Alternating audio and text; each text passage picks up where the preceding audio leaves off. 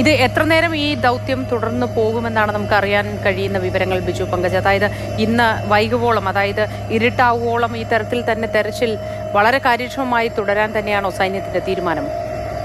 സാധാരണ 5 മണി വരെ എന്നുള്ള രീതിയിലാണ്. ഇരുട്ട് വന്നു കഴിഞ്ഞാൽ പിന്നെ ദുർഘടമാണ്. അതുകൊണ്ട് തന്നെ സന്ധ്യയാകുന്നതിന് മുമ്പ് തന്നെ ആദ്യത്തെ ദിവസം പൂർത്തിയാക്കാനാണ് തീരുമാനിച്ചിരിക്കുന്നത്. മറ്റൊന്ന്, നാളെയും ഈ ദൗത്യം തുടരുമെന്നാണ്. കാരണം കൂടുതൽ മൃതദേഹങ്ങൾ അവിടെ ഉള്ളതായിട്ട് ഇന്ന് നമ്മളോട് സംസാരിച്ച ഈ ദൗത്യസംഘത്തിൽ പോയ വനംവകുപ്പ് ഈ മേഖലയിൽ ജോലി ചെയ്യുന്ന 2 ബീറ്റ് ഫോറസ്റ്റ് ഓഫീസർമാർ പറഞ്ഞു. പിന്നെ അതോടൊപ്പം നേരത്തെ അവിടെ ചെന്നപ്പോൾ മണ്ണും ചെളിയും ഒക്കെ ഇങ്ങനെ മൂടി വെള്ളമൊക്കെ ഉണ്ടായിരുന്നു. അതുകൊണ്ട് അത് ഇപ്പൊ ആ കാലാവസ്ഥ അനുയോജ്യമാണ്. അപ്പം എങ്ങനെയെങ്കിലും തിരച്ചിൽ നടത്തി മൃതദേഹങ്ങൾ കണ്ടെത്തുക എന്നുള്ളതാണ് ഈ ദൗത്യസംഘത്തിന്റെ മുന്നിലുള്ള വെല്ലുവിളി. അതുകൊണ്ട് തന്നെ വെളിച്ചം അവസാനിക്കുന്ന സമയത്ത് തിരിച്ച് ഹെലികോപ്റ്റർ എത്തി അവരെ തിരിച്ചു കയറ്റി കൊണ്ടുവരാനാണ് സാധ്യത. അങ്ങനെയാണ് തീരുമാനിച്ചിരിക്കുന്നത്. പിന്നീട് നാളെയും ദൗത്യം തുടരാനാണ് സാധ്യത. കാരണം സർക്കാർ ഇത്രയധികം മൃതദേഹങ്ങൾ, ഇത്രയധികം ആളുകളെ കാണാതായ ഒരു സംഭവം നിൽക്കുന്നത് പെട്ടെന്ന് അത് പൂർത്തീകരിച്ച് അവസാനിപ്പിച്ച് പോരാൻ കഴിയില്ല. അതുകൊണ്ട് തന്നെ ദൗത്യം തുടരും. അത് എത്ര ദിവസമായാലും കുഴപ്പമില്ല എന്നുള്ള രീതിയിലാണ് പറഞ്ഞിരിക്കുന്നത്.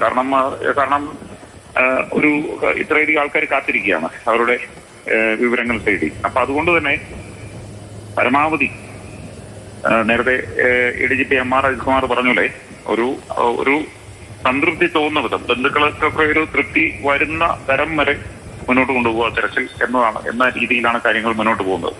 അത്രയും സമയം ഇതിന്റെ തിരച്ചിൽ തുടരും. എന്തായാലും 2 ദിവസം കൃത്യമായി തിരച്ചിൽ തുടരും എന്ന് തന്നെയാണ് രാവിലെ നമുക്ക് ആർമി ഉദ്യോഗസ്ഥരിൽ നിന്ന് കിട്ടുന്നവരും.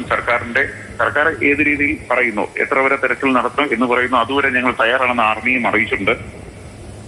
പാങ്ങോട് മിലിറ്ററി ക്യാമ്പിലെ ഉന്നത ഉദ്യോഗസ്ഥരടക്കം ഇവിടെ ക്യാമ്പ് ചെയ്തുകൊണ്ടാണ് ഈ തിരച്ചിൽ പ്രവർത്തനങ്ങൾക്കൊക്കെ നേതൃത്വം നൽകുന്നത്. എന്തായാലും അത് തുടരുന്നു. ഇപ്പം സുരക്ഷിതരായി ഈ സേനാംഗങ്ങളെ അവിടെ ഇറക്കാൻ കഴിഞ്ഞു എന്നുള്ളത് ആശ്വാസകരമായ കാര്യമാണ്. കാലാവസ്ഥയും അങ്ങനെ തന്നെയാണ്. നമ്മൾ ദൃശ്യങ്ങൾ കാണുമ്പോൾ ഇവരെ ഇറക്കുമ്പോഴും അവിടെ കാലാവസ്ഥ വളരെ അനുകൂലമാണ്. വലിയ പാറക്കെട്ടുകൾക്കിടയിലൂടെ, പൊട്ടിയൊളിച്ചെത്തിയ പാറക്കെട്ടുകൾക്കിടയിലേക്കാണ് ഈ സേനാംഗങ്ങളെ അവർ പ്രത്യേകം തയ്യാറാക്കിയ റോപ്പിൽ താഴേക്ക് ഇറക്കുന്ന ദൃശ്യങ്ങളുള്ളത്. ഹെലികോപ്റ്ററിൽ നിന്ന് തന്നെ എടുത്തിരിക്കുന്ന ദൃശ്യങ്ങളാണ്. ഇപ്പോ അവിടെ തെരച്ചിൽ തുടങ്ങിയെന്നാണ് നമുക്കറിയാൻ കഴിയുന്നത്. എന്തായാലും 5 മണി വരെ ഈ ഇന്നത്തെ ദൗത്യം തുടരാനാണ് സാധ്യത.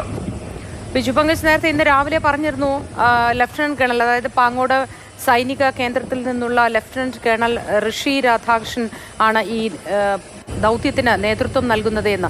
അദ്ദേഹവും ഈ സംഘത്തിൽ ഉൾപ്പെട്ടുകൊണ്ട് സൂചിപ്പാറയിലേക്ക് വന്നിട്ടുണ്ടോ, അതോ അദ്ദേഹം സൈനിക ക്യാമ്പിൽ നിർദ്ദേശങ്ങളുമായി തുടരുകയാണോ?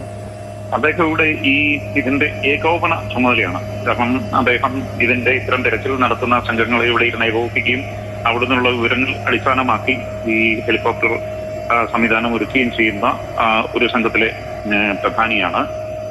അപ്പൊ അവരൊക്കെ ഇവിടെ ഈ ആർമി ഇവിടുത്തെ ബാരക്കിലിരുന്നുകൊണ്ട് ഈ കാര്യങ്ങൾ നിരീക്ഷിക്കുകയും ഏകോപിപ്പിക്കുകയും ചെയ്യുന്നത്. അതോടൊപ്പം തന്നെ ആർമിയിലെ തന്നെ ഏറ്റവും പ്രഗത്ഭരായ, ഏറ്റവും പ്രധാനപ്പെട്ട വൈദഗ്ധ്യമുള്ള തെരച്ചിൽ സംഘങ്ങളെയാണ് അവരോടൊപ്പം ചേർത്തിരിക്കുന്നത്. അതുപോലെ തന്നെ ഈ വനമേഖലയിലെ വഴിയറിയാൻ കഴിയുന്ന ഫോറസ്റ്റ് ബീറ്റ് ഓഫീസർമാർ 2 പേരുണ്ട്. അവരെ വർഷങ്ങളായിട്ട് അവിടെ ജോലി ചെയ്യുന്നവരാണ്. പിന്നെ സംസ്ഥാന സർക്കാരിന്റെ കീഴിലുള്ള, സംസ്ഥാന പോലീസിന്റെ കീഴിലുള്ള സ്പെഷ്യൽ ഓപ്പറേഷൻ ഗ്രൂപ്പിലെ അംഗങ്ങളുമുണ്ട്. അങ്ങനെ പരമാവധി വൈദഗ്ധ്യമുള്ളവരെ സംഘടിപ്പിച്ചുകൊണ്ടാണ് ഏറ്റവും റിസ്കി ഓപ്പറേഷനായ ഈ ദൗത്യം നടക്കുന്നത്. കാരണം വനമേഖലയാണ്, വന്യജീവികളുടെ ശല്യമുണ്ട്. പക്ഷെ എന്നാൽ അതിലെ ഒഴുകുന്ന ചാലിയാറിന്റെ തീരങ്ങളിലൂടെ മൃതദേഹങ്ങൾ ഇനിയും കിടപ്പുണ്ടോ എന്നറിയാനുള്ള ഒരു ദൗത്യമാണ് നടത്തുന്നത്. അതുകൊണ്ട് തന്നെ ഈ റെസ്ക്യൂ ഓപ്പറേഷനിൽ ഏറ്റവും വൈദഗ്ധ്യമുള്ളവരെ തന്നെ തെരഞ്ഞെടുത്തുകൊണ്ടാണ് ഇപ്പോൾ ഈ ഓപ്പറേഷൻ നടക്കുന്നത്.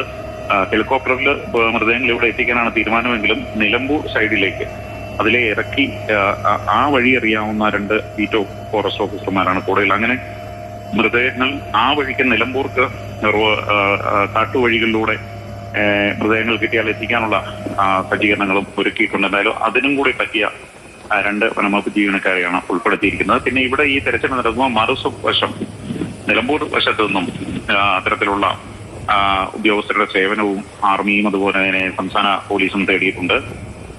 എന്തായാലും തെരച്ചിൽ തുടങ്ങുന്നു. പ്രതീക്ഷയുടെ ഒരു കണികയെങ്കിലും മൃതദേഹങ്ങളെങ്കിലും കിട്ടുമെന്നുള്ള ഒരു പ്രതീക്ഷ മുന്നിൽ വെച്ചുകൊണ്ടാണ് ഈ ഒരു സംയുക്ത ഓപ്പറേഷൻ സമീപകാലത്തൊന്നും കണ്ടിട്ടില്ലാത്ത ഇന്ത്യൻ ആർമിയും സംസ്ഥാന പോലീസും വനംവകുപ്പും ചേർന്നുള്ള ഈ ഓപ്പറേഷൻ ഇപ്പോൾ നടന്നുകൊണ്ടിരിക്കുന്നത്.